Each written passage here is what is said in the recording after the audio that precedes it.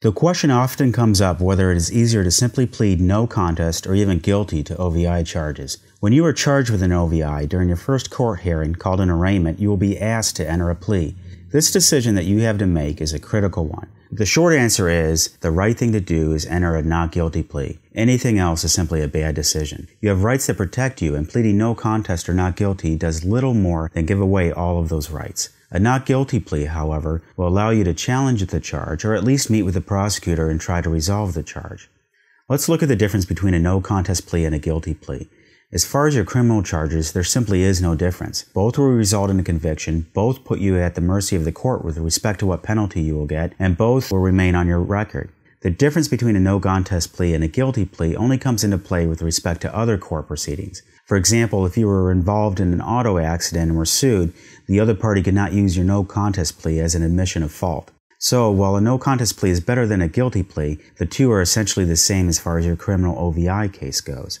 That's why a no contest plea is not a compromise, and you are much better protected with a not guilty plea. The police have rules and procedures that they have to follow. If you plead guilty, you give up any chance of evaluating whether the police did everything they were supposed to, the way they were supposed to, and when they were supposed to. Pleading guilty automatically lets the police off the hook, even if they botched something up completely. Pleading guilty or no contest also eliminates the possibility of pleading down the OVI. Even if the police were absolutely perfect, the prosecutor may still be willing to offer you a plea to a reduced charge. This often depends on factors such as your prior OVI history, whether you cooperated with the police, the strength of their case, and whether you're represented by an aggressive OVI defense attorney. If you plead guilty or no contest, you simply lose the opportunity to seek out a reduced charge.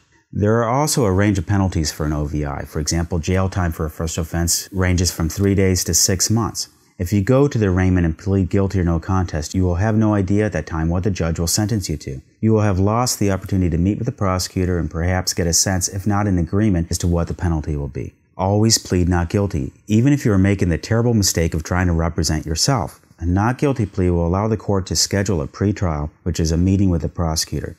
That will allow the opportunity to argue your case from the police officer's conduct to mitigating factors and what the penalty will be.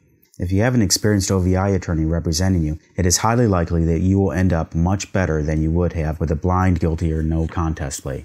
The OVI defense attorneys at Sandusky law offices provide personalized representation, valued for their experience and respected for their skills.